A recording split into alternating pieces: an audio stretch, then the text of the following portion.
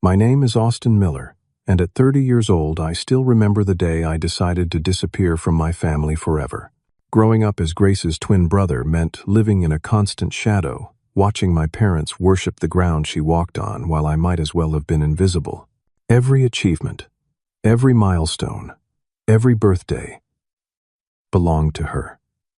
So, on our 18th birthday, I made a choice that would change everything. I left without saying goodbye. What I never expected was how my absence would shatter their perfect illusion. If you're watching this story, drop a comment letting me know where you're from, hit that like button, and subscribe to hear more stories like mine. My earliest memories of feeling different start around age 4 or 5. Our birthday parties were always elaborate affairs, but even then I noticed the disparity. Grace would receive beautifully wrapped presents, the newest toys, clothes from the best stores, and special gifts from relatives. Meanwhile, my presents seemed like afterthoughts. Generic toys, clothes without tags, and often things I had no interest in. At the time, I thought maybe I had done something wrong, or perhaps I just wasn't explaining what I liked clearly enough. Family photo albums tell the story better than I ever could. Each milestone in Grace's life was meticulously documented. Her first steps, first words, first day of kindergarten. Page after page showed Grace in the spotlight, while I appeared in maybe one photo out of 20. When I did show up, I was positioned at the edge of the frame, or partially hidden behind someone else, as if the photographer couldn't be bothered to ask me to move forward.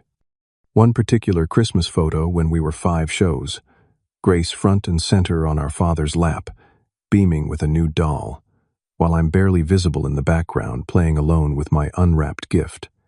Our parents' home office was essentially a shrine to Grace.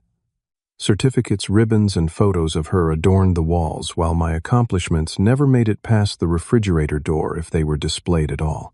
I remember bringing home a perfect spelling test in 1st grade, excited to show my mom.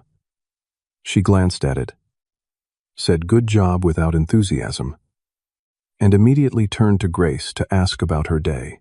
My paper ended up in the trash that evening. I fished it out and kept it in my desk drawer. A small act of defiance that no one else ever knew about. Elementary school only widened the gap. Grace excelled academically, and our parents attended every award ceremony, every parent-teacher conference for her. When it came time for my conferences, there was always an excuse. Dad had to work late. Mom wasn't feeling well. Something urgent came up. The message was clear: Grace's education mattered. Mine was an inconvenience. Sunday dinners became a weekly reminder of my place in the family hierarchy. The conversation inevitably centered around Grace, her achievements that week, her upcoming events, the compliments her teachers had given her. When I tried to share something about my week, I was either interrupted or met with polite disinterest before the topic swiftly returned to Grace. After a while, I stopped trying to speak up at all. In 4th grade, I developed a genuine interest in science. My teacher, Mrs. Keller, noticed my aptitude and encouraged me to enter the school science fair. For weeks, I worked on my project, a demonstration of how different types of soil affected plant growth. I stayed up late, researching, carefully documenting each plant's progress, and creating detailed charts. Mrs. Keller even stayed after school to help me refine my presentation. When the day of the science fair arrived, I was nervous but excited. This was my chance to make my parents proud. The gymnasium was packed with parents and students. I stood by my project, rehearsing my explanation, scanning the crowd for my family. As the judges made their rounds, I kept glancing at the entrance, hoping to see my parents walk through the door.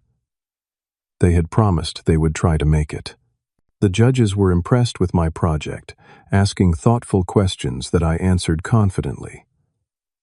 When the winners were announced, I couldn't believe my ears. I had won 1st place. The principal handed me a blue ribbon and a gift certificate to the local bookstore. The other parents applauded some, even came to congratulate me. But the two faces I was searching for weren't there. I called home from the school office thinking maybe they were running late. "Mom, I won first place. Are you and Dad on your way?" There was a pause on the line before she answered, "Oh, honey, that's nice. We're actually at Grace's dance practice. She has a recital coming up next month, and the instructor wanted the parents to watch today's rehearsal. We'll see your project when you bring it home." Okay. Something broke inside me that day. I walked home alone, blue ribbon in hand, understanding for the first time that no matter what I achieved, it would never be enough to compete with Grace's most routine activities. The ribbon ended up stuffed in my desk drawer with the spelling test, hidden reminders of accomplishments that went unacknowledged by the people who mattered most to me. Middle school brought new challenges and deeper wounds. As we entered 6th grade, Grace continued to shine. She was placed in all advanced classes, joined multiple clubs, and quickly became popular among both students and teachers. I was smart too, but without the constant encouragement Grace received, my academic performance was inconsistent. I had the ability, but lacked the motivation. Why try when no one noticed anyway? It was during this time that I discovered music. Our school had a decent music program, and something about playing instruments clicked with me. The band teacher, Mr. Rhodes, noticed my natural aptitude and suggested I take up the guitar. When I asked my parents about getting one, my father dismissed the idea without consideration. "Musical instruments are expensive, Austin. Besides, it's probably just a phase." That same month, they spent hundreds of dollars on new dance costumes for Grace and enrolled her in private tennis lessons because she had mentioned an interest in the sport. The message was clear. Grace's interests were investments worth making. Mine were wasteful expenses. Mr. Rhodes changed everything for me. After hearing my parents wouldn't buy me a guitar, he offered to loan me an old acoustic he had sitting in his closet at home. "This was my first guitar," he told me, placing it carefully in my hands. "Take good care of it, practice daily, and show me what you can do." It was the first time an adult had shown real faith in me, and I was determined not to let him down. I practiced relentlessly, spending lunch periods in the music room and staying after school whenever possible. Music became my sanctuary, the one place where I felt I had value. Mr. Rhodes gave me lessons during his free periods, teaching me music theory and helping me develop my skills. By 8th grade, I could play dozens of songs and had even started writing my own music. My compositions were raw and emotional, unconsciously processing the rejection I felt at home. High school brought a divergence in our paths. Grace became everything our parents had groomed her to be: student council president, volleyball team captain, straight-A student. She moved effortlessly among the popular crowd, attending every social event and dating the quarterback of the football team. I, on the other hand, found my tribe among the creative outsiders, the artists, musicians, and freethinkers who existed on the social periphery. For the first time, I had friends who saw me, who valued what I had to offer. We formed a band, playing at small venues around town and in friends' garages.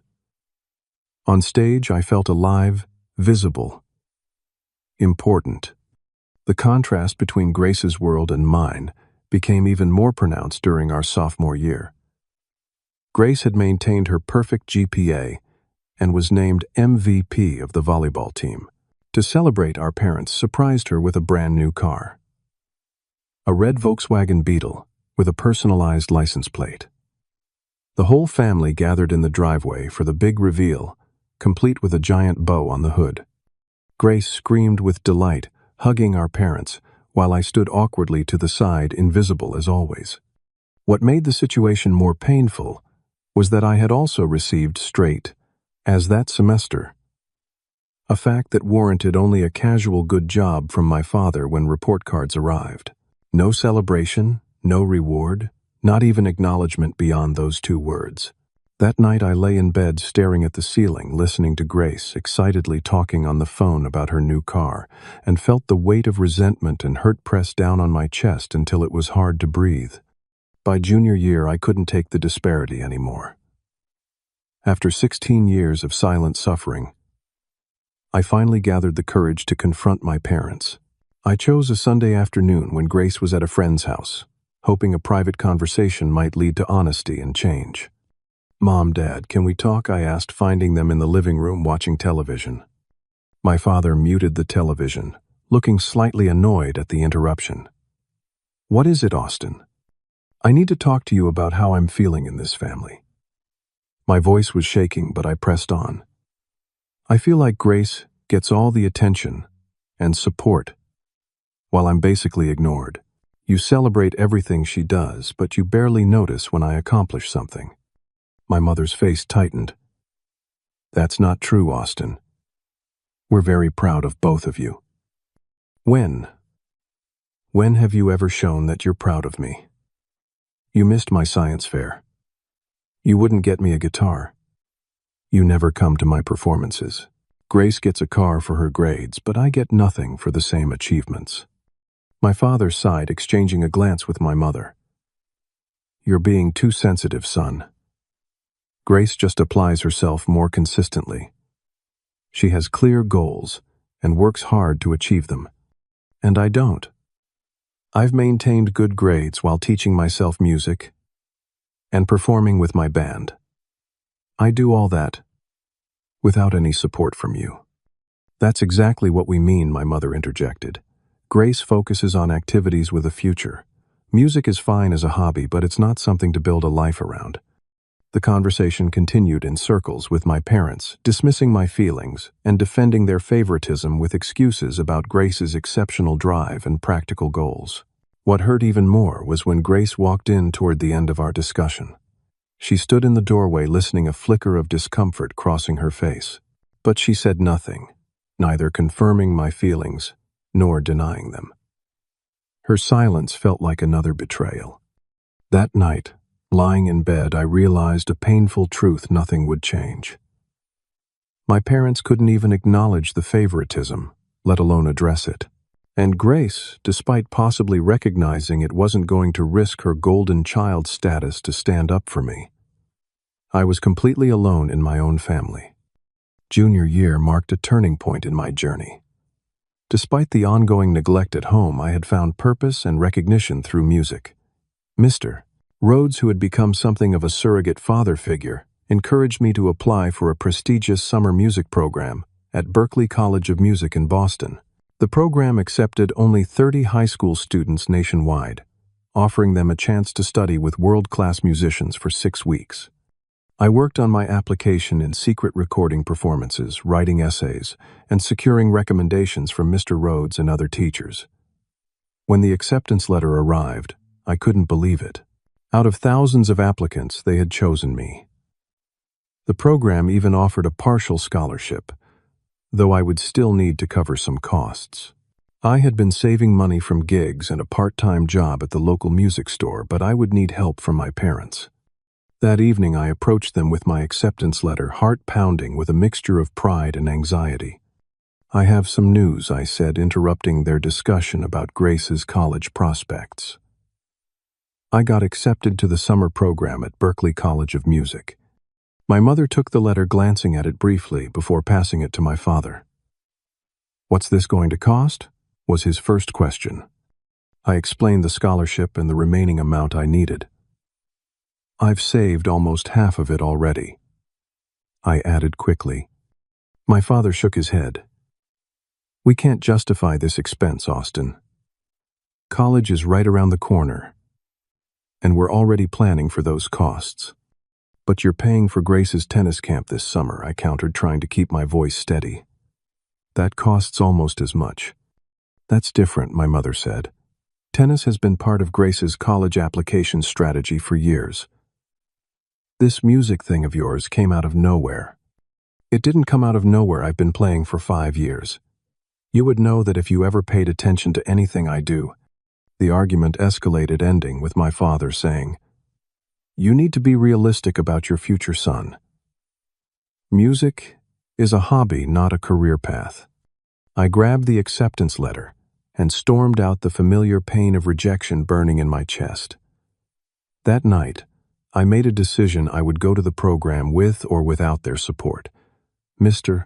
Rhodes helped me apply for additional scholarships, and I picked up more shifts at the music store. By the time summer arrived, I had scraped together enough money to attend. The 6 weeks at Berkeley were transformative. For the first time, I was surrounded by people who spoke my language, who understood my passion, and who recognized my talent. My instructors praised my songwriting and technical skills, with one even suggesting I consider applying to Berkeley for college. I returned home with a new sense of purpose and a clearer vision for my future. My first major performance after the summer program was a showcase where each student would perform original compositions. I left information about the event on the kitchen counter, even directly asking my parents if they would attend. My mother made a non-committal noise about checking their schedule, which I had learned long ago was code for "we won't be there." The night of the showcase, I scanned the audience before going on stage. Mr. Rhodes was there along with my bandmates and friends. But the 2 seats I had reserved in the front row remained empty. I performed my heart out anyway, channeling years of hurt into my music. The audience gave me a standing ovation, and afterwards several people approached me with compliments and questions about my compositions. As I was packing up my guitar, Mr. Rhodes came backstage. "Your performance was exceptional, Austin. You should be proud." "Thanks," I said, trying to hide my disappointment about my absent parents. "They don't know what they're missing," he said quietly, seeing right through me. "But someday they will." That night crystallized something for me. I would never be enough for my parents, no matter what I achieved.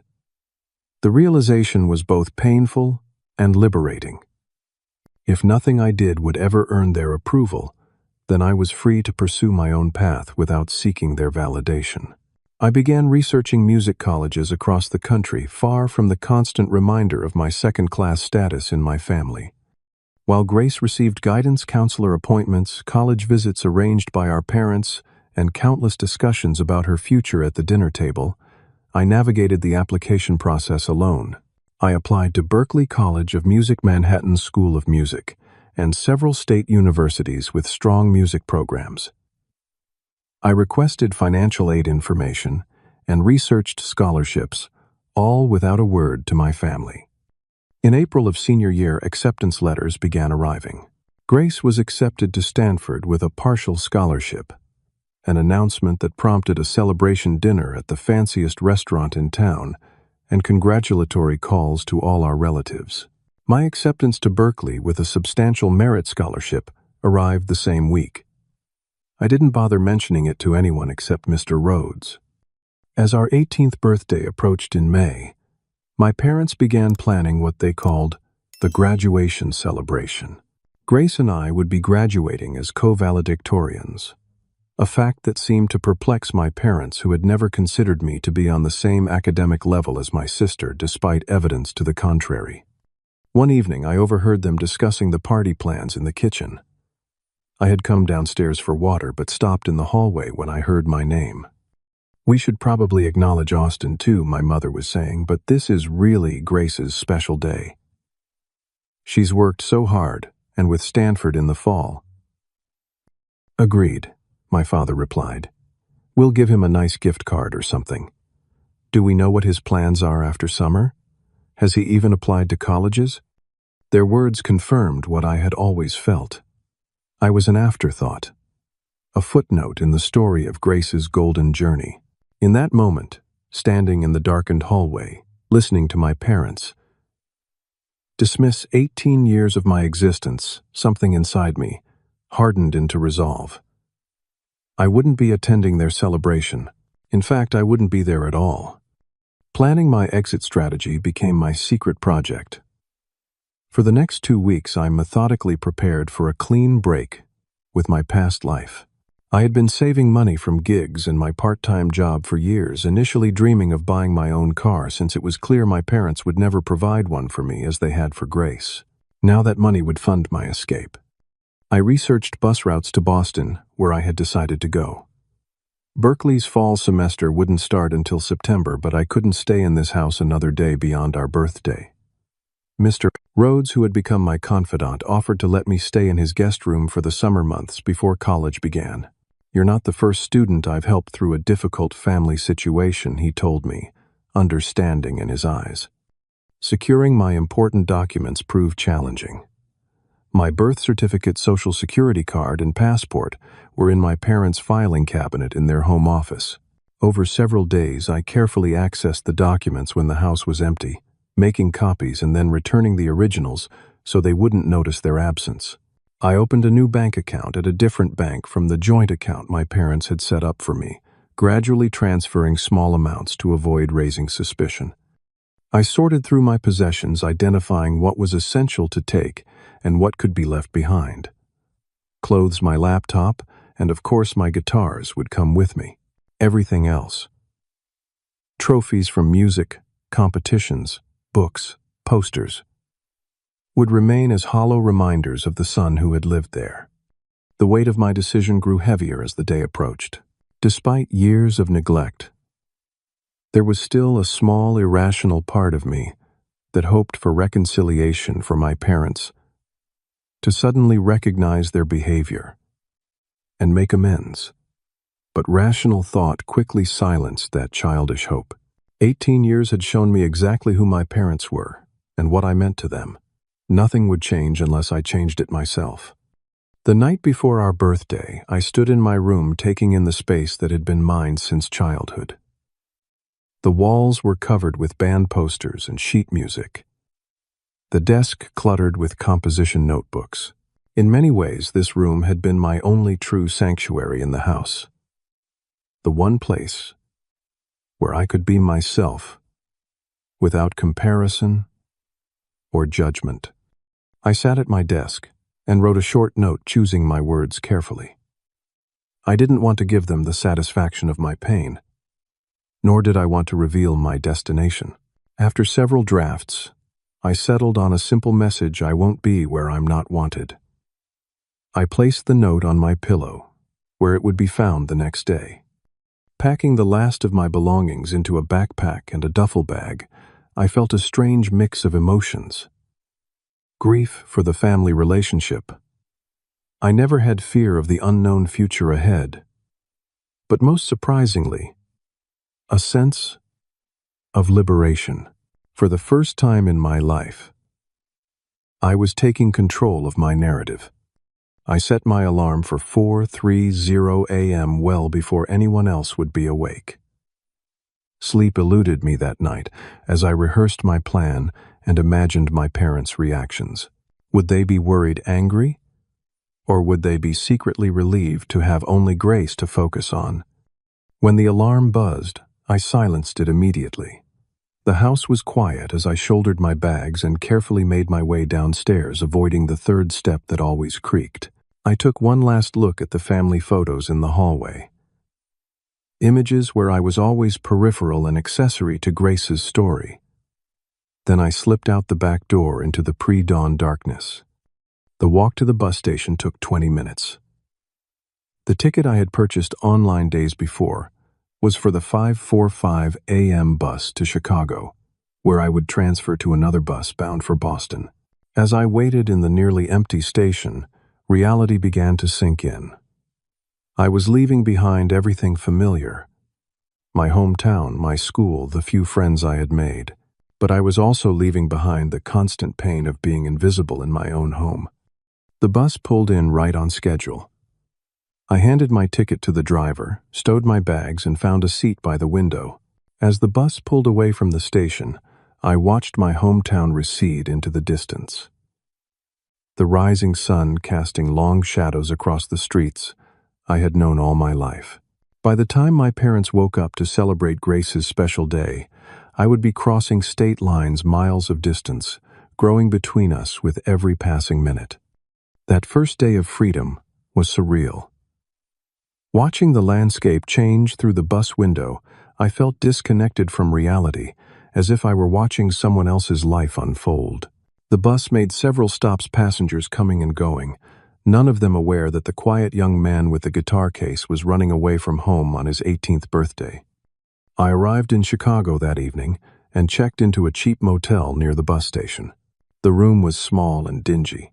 Nothing like the comfortable bedroom I had left behind, but it was mine. A space where I wasn't competing for acknowledgement or affection.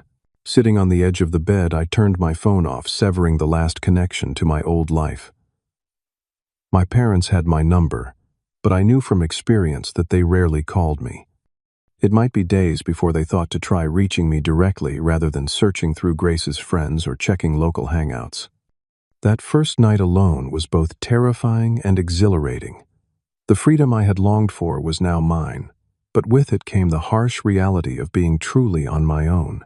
As I lay on the unfamiliar mattress listening to the sounds of the city outside my window, I wondered if I had made the right choice. The doubt was fleeting, though. Whatever challenges lay ahead, they couldn't be more painful than the daily reminder that I was unwanted in my own family. The next morning I boarded the bus to Boston, committed to my new path and determined to never look back. As the miles stretched between me and my past, I made a promise to myself. I would build a life where I was valued, where my talents were recognized, and where I never had to beg for the attention and love that should have been freely given. The journey would be difficult, but for the first time, I was writing my own story. Arriving in Boston with limited funds and no immediate support system beyond Mr. Rhodes' distant connections was a harsh reality check. The city was bigger, faster, and more expensive than I had anticipated. The first week, I stayed in a youth hostel while searching for more permanent housing and a job. My savings, which had seemed substantial in my hometown, barely covered 2 weeks of basic expenses in Boston. Through one of Mr. Rhodes' contacts, I secured a room in a shared apartment with 3 other musicians. The apartment was cramped and in need of repairs, but the rent was manageable, and my roommates understood the struggle of pursuing music against the odds. 2 worked as baristas, 1 as a night security guard, all while chasing their musical dreams during whatever free time they could find. I quickly followed their example, landing a job at a cafe near Berkeley. The owner, Maria, had a soft spot for music students and was flexible with scheduling around classes and auditions. The pay was minimal, but the tips helped, and the free meals during shifts made a significant difference to my tight budget. Within a month, I had picked up a second job at a record store, working evenings and weekends to build my savings before the fall semester began.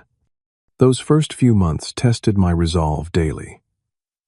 There were nights I lay awake, wondering if I had made a catastrophic mistake, if I should swallow my pride and return home. But each morning I reminded myself of the years of invisibility and rejection, of the birthday parties, where I was an afterthought, of the achievements that went unacknowledged. The struggle of independence was preferable to the slow death of living where I wasn't valued. I never checked my phone for messages from my parents. I had purchased a new phone with a Boston number, effectively cutting the last tether to my old life. Whether they were searching for me or had simply accepted my absence, I neither knew nor cared. Or so I told myself during those early days of fierce independence. When September arrived, starting at Berkeley felt like stepping into a dream. Here were people who spoke my language, who understood the power of music to heal and transform. My classes challenged me in ways I had never experienced, pushing me beyond the self-taught skills I had developed in isolation. For the first time, I was receiving constructive feedback and guidance from professionals who recognized my potential. My songwriting professor, Dr. Eleanor Jenkins, took particular interest in my compositions. "Your work has an emotional authenticity that can't be taught," she told me after class one day. "There's pain in your music, but also resilience. That's a powerful combination." Under her mentorship, I developed a portfolio of original songs that drew from my experiences. Without explicitly naming the circumstances, I channeled the years of feeling invisible, the pain of rejection, and the journey towards self-worth into my music. "Doctor," Jenkins encouraged me to perform at the school's monthly showcase where students presented original compositions to peers and faculty. My performance that night caught the attention of James Montgomery, a visiting producer who occasionally scouted talent at Berkeley events. He approached me afterward, handing me his card. "Your songs have something special," he said. "Raw and real. Give me a call when you're ready to talk about recording." I assumed it was the kind of empty offer people in the industry made to seem generous, so I tucked the card in my wallet and forgot about it. I was focused on surviving day-to-day, juggling classes with my 2 jobs and occasional gigs at local cafes. But 3 weeks later, James called me. "I've been thinking about your songs," he said without preamble. "I want to work with you on an EP. 4 or 5 tracks to start. See where it goes." That call changed everything. I spent the next several months working with James in a small recording studio, refining my songs and learning about production. The resulting EP, titled Invisible, featured 5 tracks that chronicled my journey from family rejection to self-discovery. We released it independently with modest expectations. What happened next surprised everyone, especially me. The raw honesty of the songs resonated with listeners in unexpected ways.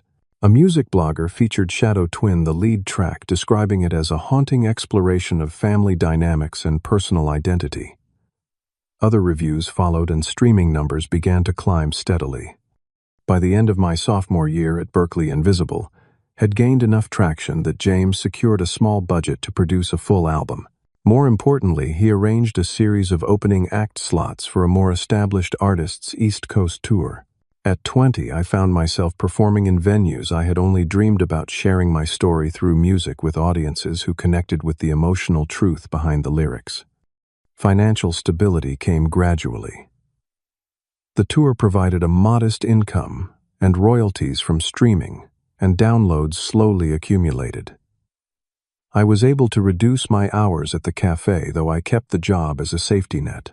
For the first time since leaving home, I wasn't constantly worried about making rent or affording meals. Throughout this period of professional growth, I was also working on my personal healing. A fellow student had recommended a therapist who specialized in family trauma and offered sliding scale payments for artists. Dr. Melissa Chen became my guide through the complex emotions I had suppressed for years. "What you experienced was emotional neglect," she explained during one of our early sessions. "Your achievements and even your basic needs for attention and affirmation were consistently overlooked in favor of your sister. That creates deep wounds in a child's developing sense of self." Over weeks of therapy, I began to understand that my parents' behavior reflected their own limitations, not my worth. Dr. Chen helped me recognize the defense mechanisms I had developed: the reflexive self-deprecation, the tendency to withdraw when feeling vulnerable, the relentless drive to prove my value through achievement. "The goal isn't to excuse what they did," she told me. "It's to prevent their behavior from continuing to harm you in relationships moving forward." Slowly, I learned to recognize my own value, independent of external validation. I began to form healthier friendships based on mutual respect, rather than my desperate need for approval. I even started dating, though cautiously afraid of repeating patterns from my family dynamic in romantic relationships. By the time I turned 22, I had released my second album, completed my degree at Berkeley, and built a modest but growing career in music. I had an apartment of my own, a circle of supportive friends, and the beginning of financial security. To anyone looking from the outside, I had successfully reinvented myself, leaving behind the invisible twin for a life of my own making. But beneath the surface achievements, there remained an unresolved ache, a question about the family I had left behind. Had they searched for me? Did they regret how they had treated me? Had my absence changed anything? I had successfully pushed these questions aside for 3 years, focusing instead on building my new life. But they lingered in quiet moments, in the spaces between songs and the late hours when past and present blur together in the darkness. The turning point came after a performance in New York City. I had graduated from opening act to headliner in small to mid-sized venues, touring to support my second album. The album, titled Rebirth, had received positive reviews and was selling well enough to sustain my career momentum. That night's show had been particularly good. An enthusiastic crowd, perfect sound, and that rare magical energy that sometimes happens between performer and audience. I was riding the post-performance high backstage when my tour manager approached with an unusual message. "There's someone here to see you," he said, looking uncomfortable. "Says she's your sister." The word hit me like a physical blow. In 3 years, I had spoken about my family only to my therapist and a few close friends. I had never mentioned Grace in interviews, refusing to connect my music to my past in explicit terms. How had she found me? "Should I tell her to leave?" my manager asked, reading my expression. I took a deep breath, steadying myself. "No," I said finally. "I'll see her." He led me to a small green room where a woman stood with her back to the door, examining the tour schedule pinned to the wall. When she turned, the mirror image of my own features stared back at me, though with feminine differences. Her hair was shorter than I remembered, her face more mature but unmistakably Grace. "Austin," she said, her voice catching. "I almost didn't believe it was really you until I saw you on stage." I stood frozen, unsure how to respond. 3 years of carefully constructed independence felt suddenly fragile in the presence of the person who represented everything I had fled. "How did you find me?" I asked, my voice carefully neutral. "Your music," she said simply. "I heard Shadow Twin on a playlist. I knew immediately it was about us. No one else could have written those lyrics." She paused, seeming to search for words. "Your voice has changed, but I'd know it anywhere." The irony wasn't lost on me. That after years of being overlooked in my family, it was my voice that had betrayed my carefully guarded anonymity. "What do you want, Grace?" I asked, maintaining emotional distance. "To talk," she said. "To explain. To apologize." She glanced around the small room. "Can we go somewhere?" Against my better judgment, I agreed to a late dinner at a diner near the venue. We sat across from each other in a booth, two strangers with identical features separated by years of unspoken truths. "We looked for you," she said, after the waitress had taken our orders. "For months. Mom hired a private investigator. Dad called the police. They were frantic."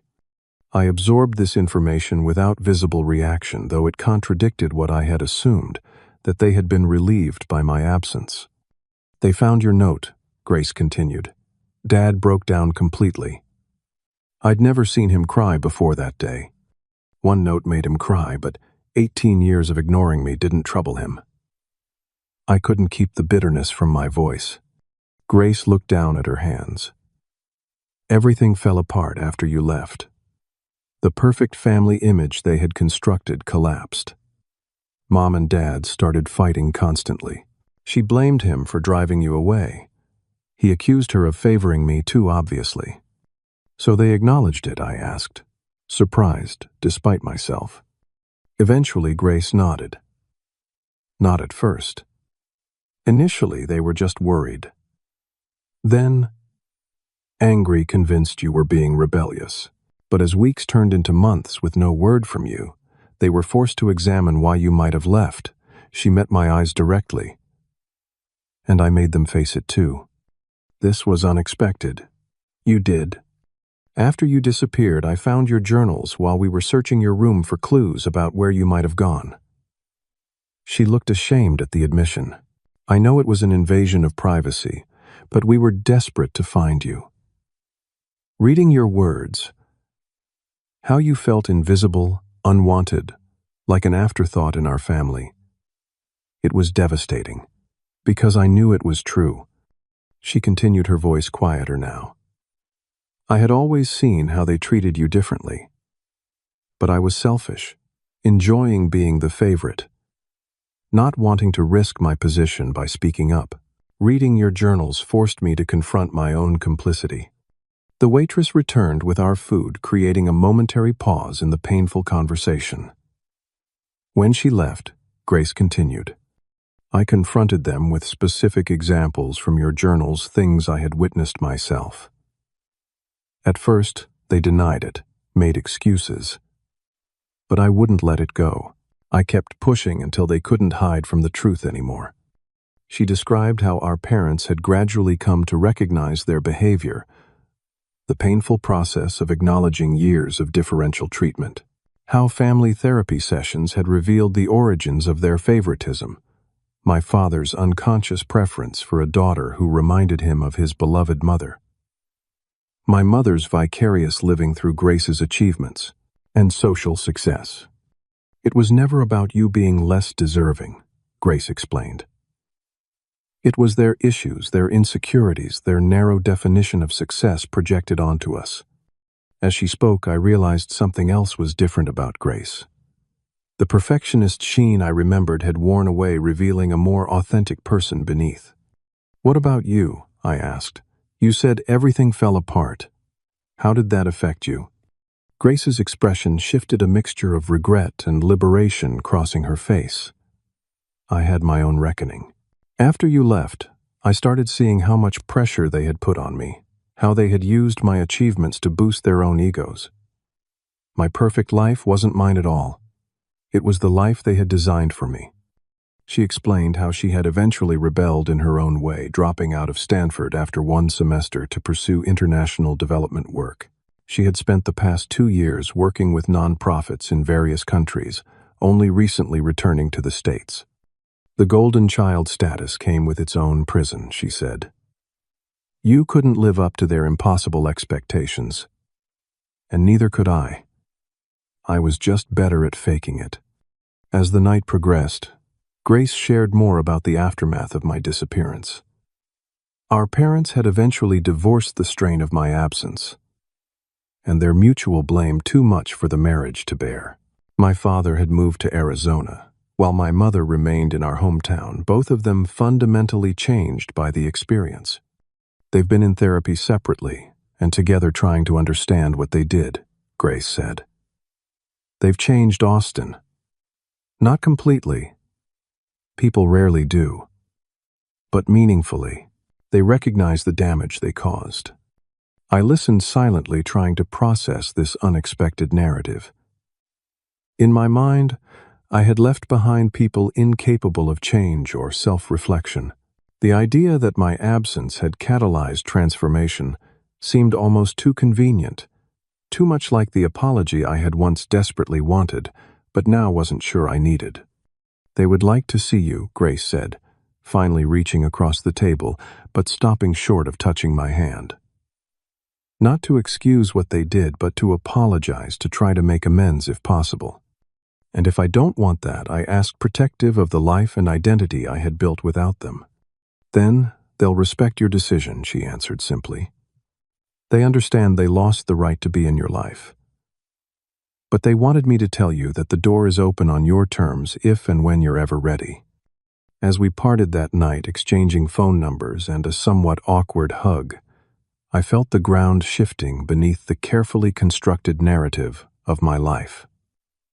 The villains of my story had become more complex, more human. The sister I had resented had shown growth and remorse. Nothing was as simple as I had believed it to be when I boarded that bus on my 18th birthday. Walking back to my hotel, I realized that the final piece of my healing might not lie in permanent separation from my family as I had believed, but in confronting them as the person I had become, strong enough now to set boundaries, to demand respect, and perhaps someday to forgive. For weeks after meeting Grace, I wrestled with the decision about whether to see my parents. I discussed it extensively with Dr. Chen, who neither encouraged nor discouraged me but helped me examine my motivations and expectations. What are you hoping might happen? She asked during one session. And what are you afraid might happen? The questions forced me to confront the complexity of my feelings. Part of me wanted vindication, for them to acknowledge in person how they had failed me. Another part feared that seeing them would reopen wounds that had begun to heal, returning me to the insecure, invisible child I had been. And somewhere deeper was a question I barely dared consider. Was reconciliation possible? Not a return to the past, but something new and healthier. Grace called regularly, respecting my need for space, but gently keeping the door open to conversation. She shared more details about our parents' journey since my departure. How my father had joined a support group for parents estranged from their children. How my mother had retired from her social climbing to focus on volunteer work with disadvantaged youth, perhaps trying to atone for her failures with me. They're not perfect, Grace emphasized. They still struggle, still make mistakes. But they're trying to understand what they did and why they did it. After 2 months of deliberation, I agreed to meet them. But on my terms. I chose a neutral location, a restaurant in Chicago, halfway between my current home in New York and my father's new life in Arizona. My mother would fly in for the meeting.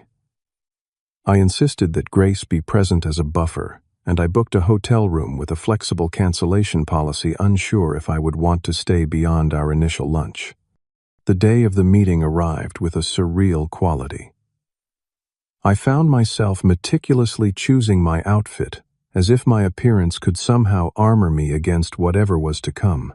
I selected clothes that represented my current identity, not flashy stage wear, but not the invisible kid from the suburbs either. Professional, confident, self-possessed.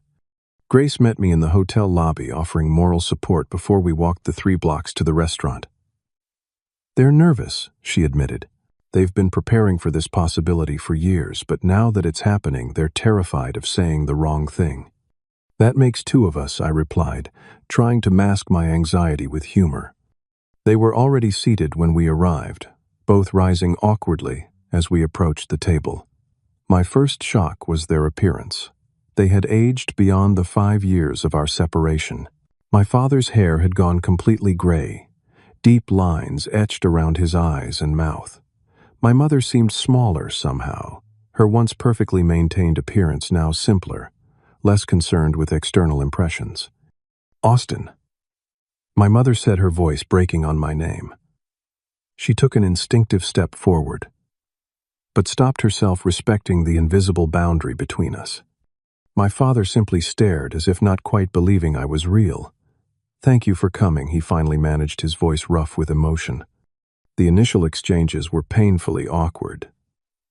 Discussions of the weather, compliments on my musical success. They had apparently followed my career from afar. Comments about the restaurant. Grace facilitated conversation when it stalled, which was often. I found myself studying these familiar strangers, searching their faces for signs of the parents who had overlooked me for 18 years. Eventually, my father cleared his throat and addressed the elephant in the room. "Austin, we know that small talk isn't why you're here. And it isn't why we wanted to see you." He glanced at my mother, who nodded encouragement. "We owe you an apology. Many apologies, actually, for years of behavior that was inexcusable. We failed you," my mother continued, her voice steadier now. "We prioritized Grace in ways that were harmful and unfair to you. We measured both of you against our own narrow ideas of success and value, and we couldn't see the extraordinary person you were becoming." "Are becoming," my father corrected gently. "We don't presume to know who you are now, Austin. We lost that privilege. But we want you to know that we recognize the damage we caused, and we deeply regret it." I had imagined this moment many times over the years. My parents acknowledging their behavior, apologizing for the pain they had caused. In my imagination, I had variously responded with cold dismissal, righteous anger, or magnanimous forgiveness. But sitting across from them now, seeing the genuine remorse in their eyes, I found myself speechless, uncertain how to respond to this reality that didn't match any of my mental scenarios. "What changed?" I finally asked. "Why now and not then? What made you see it after I was gone, when you couldn't see it while I was right in front of you?" They exchanged a glance laden with shared pain. My father answered first. When you disappeared, it was like suddenly seeing a photo negative. The space where you had been became glaringly obvious. We were forced to ask why you would leave without a word. What could have been so unbearable that vanishing was your only option? He paused, visibly emotional. And once we started asking those questions, we couldn't stop. Every memory had to be re-examined. My mother continued the thought. We went into therapy separately at first, then together. It wasn't quick or easy. We had to confront patterns that went back to our own childhoods. My need for social validation through Grace, your father's unconscious favoritism based on his relationship with his mother. Understanding why we did it doesn't excuse it, my father added quickly. Nothing excuses how we made you feel invisible in your own home. But we want you to know that we've spent these years trying to become better people, the kind of parents you deserve to have. The conversation continued through lunch and beyond. Hours of painful honesty and cautious reconnection. They asked thoughtful questions about my music, my life in New York, my goals for the future, questions that showed genuine interest rather than judgment or comparison. They shared more about their own journeys since my departure, including their decision to divorce after 30 years of marriage. We couldn't go back to pretending after you left, my mother explained. The perfect family facade crumbled, and we realized we'd built our marriage on appearances rather than authentic connection. It was actually better for both of us, my father added. We're learning who we are as individuals now, not just as a socially successful couple with a golden child. As the afternoon progressed, I found myself gradually lowering my emotional guards. These people were not the same parents I had fled 5 years ago. They had been transformed by my absence and their own hard work to understand their failures. While the past couldn't be erased, there was a possibility I had never considered. That we might build something new from the ashes of our former relationship. Before we parted that day, I established clear boundaries. I wasn't ready for frequent contact or family holidays. I needed time to process this new reality and to determine what kind of relationship, if any, I wanted moving forward. They accepted these terms without protest, grateful for whatever connection I was willing to offer. We don't expect forgiveness, my mother said as we said goodbye. We just want you to know that we're proud of the man you've become, and we're here if you ever want us in your life again. Over the next 5 years, our reconnection progressed in small, careful steps. Occasional phone calls became more regular. I invited them to a concert in Arizona where they saw me perform professionally for the first time. My mother attended my album release party in New York. My father and I began a tradition of fishing trips twice a year. The quiet hours on the water providing space for deeper conversations about our shared past and separate journeys. Grace and I developed a relationship as adults that bore little resemblance to our childhood dynamic. Free from our parents' comparative framework, we discovered genuine affection and respect for each other's paths. She had found her calling in humanitarian work, eventually earning a master's degree in international development and working for organizations that addressed educational inequality, perhaps her own way of making amends for the Wunschen Owls, 2-2, imbalances of our childhood. My music career continued to grow with my third album, exploring themes of forgiveness, identity, and chosen family. Critics noted the evolution from the raw pain of my earlier work to something more complex and nuanced, though no less authentic. One reviewer wrote, "Miller has transformed personal trauma into universal truth, offering listeners a roadmap through their own journeys of loss and reconciliation." Now at 30, I can look back on the 12-year-old boy practicing guitar alone in his room, the 18-year-old fleeing on a pre-dawn bus, and the wounded young man building a life from scratch and recognize all of them as part of my story. The pain hasn't disappeared. Some wounds leave permanent scars, but it no longer defines me or my relationships. My parents and I maintain a cautious but genuine connection. We've learned to communicate honestly, to acknowledge when old patterns threaten to resurface, and to respect each other's boundaries.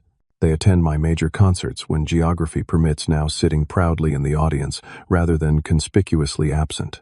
I visit them individually a few times a year, brief but meaningful connections that would have seemed impossible in the aftermath of my departure. The greatest lesson I've learned is that healing isn't a destination, but a continuous journey. Forgiveness didn't happen in a single moment of emotional catharsis. It unfolds daily in small choices and ongoing conversations. The past cannot be rewritten, but its meaning can be transformed through the lens of growth and understanding. For those of you watching who might see yourselves in my story, whether as the overlooked child, the favored one, or even the parent who fears you may be repeating harmful patterns, know that change is possible. Patterns can be broken. Wounds can heal even if they leave scars. And sometimes the bravest thing you can do is to disappear for a while, so you can reappear as your authentic self. Have you ever had to distance yourself from family to find your own identity? Or have you experienced reconciliation after a painful separation? Share your stories in the comments below. If this story resonated with you, please like and subscribe to hear more journeys of healing and transformation. And remember, sometimes the people who couldn't see your value before are capable of growth too. Thank you for listening to my story. And wherever you are on your own journey, I wish you the courage to be seen, known, and valued for exactly who you are.